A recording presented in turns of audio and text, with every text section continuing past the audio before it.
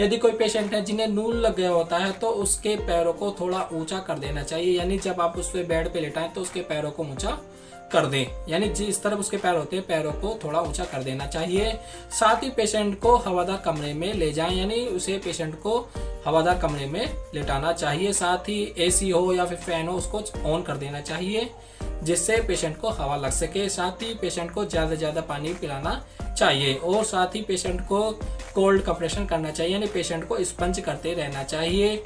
यदि patient hospital में होते हैं तो ना बीपी चेक करते रहने चाहिए, उनकी पल्स चेक करते रहना चाहिए, या फिर जब पेशेंट को ज़्यादा वीकनेस होती है या फिर उसे फ्लूइड लगाते रहना चाहिए। जैसे पेशेंट को कमजोर हो जाती है तो उसमें आप आरएल लगा सकते हैं या डीएनएस लगा सकते हैं, एनएस लगा सकते हैं।